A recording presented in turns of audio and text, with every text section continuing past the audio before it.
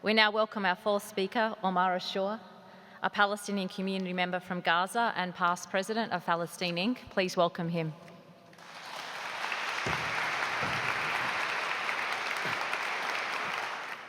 Let me start by acknowledging the traditional owners of the land we meet on today, the land of the Agora and Turrbal people, and acknowledging their elders past, present, and emerging. And let me also acknowledge the parallels between the plight of First Nations people and Palestinians. Always was, always will be. I'd like to thank St. John's Cathedral for hosting us today, Doikat, the Jewish Council of Australia, QMI, Michelle MacDonald and Ed Carroll for their efforts in putting this important event together. My name is Omar Ashour.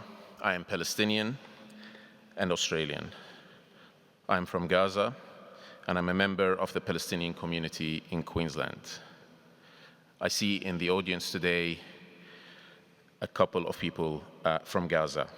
And let me tell you this fact. In Queensland, every Palestinian from Gaza has lost multiple family members and tens of extended family members in the past 2 years alone. That statistically means that almost every person that is alive today in Gaza has lost multiple family members to this genocide. I'm not here to share personal grievances or pain from the ongoing genocide in Gaza. While blood is still being splashed at us daily, nor am I here to speak about the forced starvation, the ethnic cleansing, the brutality of the Israeli army, nor the political cover from the Western world that is still enabling this genocide. I'm here to speak to you about the root cause of all of this Israeli behavior that has become clearer since the start of this genocide. For people who observe the decisions of the Israeli government, the actions of the Israeli army, and the rhetoric of mainstream Zionist commentators. This is crucial to understand today's topic, and I think it is crucial also to be clear about it. The fundamental philosophy that binds Israeli politicians like Netanyahu or Sharon, or far-right fascists like Ben-Gvir and Smotrich, or even proclaimed moderates like Rabin, to Israeli and Zionist academics like Dan Shuftan, Ruth Weiss, or commentators like Inat Wilf, Melanie Phillips, etc. It is this superiority of Israelis over Palestinians. Simply put, Israelis are up here and Palestinians are down there. The solutions proposed by them range from completely whiting out Palestinians, like what happened in the Nakba, to managing their existence with the least resources possible, like the current situation in West Bank. A racist and dehumanizing approach to dealing with the issue of Palestinians.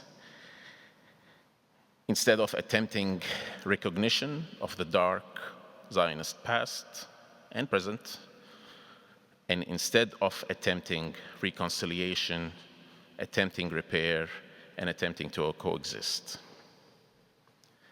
Now, if you give that sense of superiority a gun and an F-35 jet, unlimited political cover, and immunity from international law, things can deteriorate very quickly from there. This was so evident for us Palestinians for the past 77 years. But now, and at least for the past 2 years, Israeli racism towards Palestinians is easily recognizable to the rest of the world, even from space. This is not an exaggeration. I was looking for a family member's home on Google Earth, and there's a mosque next to the home, or there was a mosque next to it. The mosque was gone, similar to many of the buildings in the surrounding neighborhood. And in place of the mosque, there was a giant Star of David on the ground that has been drawn by the tracks of a bulldozer. This is visible from Google Earth. I tried to get into the bulldozer's operator's head and think, why would one do something like that? It is clearly of no tactical use during combat, except for that use, to be seen from the sky, to say we are on top of Palestinians. This dehumanization of Palestinians is the root cause of the occupation, of the ethnic cleansing, and the struggle in Palestine, or as some people like to call it, the conflict in the Middle East. A bit more palatable than ethnic cleansing, right? The first time I heard about anti-Semitism, I was genuinely confused. I had to learn about it. I had to research, ask my family. Muslims must recognize Moses as a messenger of God and the Torah as the word of God. Christians have the first half of the Christian Bible is the Old Testament. Moses, Jacob, Sarah, and Isaac are all names both Muslims and Christians in Palestine name their children with. There were notable Arab Jews across the Arab world. In fact, when the Reconquista wars happened in Spain, where did most Jews take refuge? In places across the Arab world, like Morocco, Palestine, Egypt, etc. So you have to excuse my confusion when I started hearing accusations of anti-Semitism being lobbed at us Palestinians. And while trying to find out more about anti-Semitism, I was baffled, not only from the absurdity and cruelty of the anti-Semitic tropes, but from the visible parallels between yesterday's anti-Semitism and today's anti-Palestinian racism. Examples of such tropes are collective punishment. Think the Warsaw Ghetto starvation versus the starvation that's happening in Gaza right now. Dehumanization and moral inferiority. Think of Gallant's words calling Palestinians human animals. Disloyalty and conspiracy myth. Jews control the world versus Palestinians plan to wipe out Israel. Civilizational and barbarism framing. Think about like Israel, what's always said, in Israel by Netanyahu and others, Israel is fighting this war on behalf of the civilized world. Erasure of history and identity. Think about, there's nothing called Palestine or Palestinians. This is just a new invention in the last 100 years. As you can see, for every one of these anti-Semitic tropes, there's a similar anti-Palestinian trope. So we can see that anti-Palestinian racism, similar to anti-Semitism, have similar racist tropes.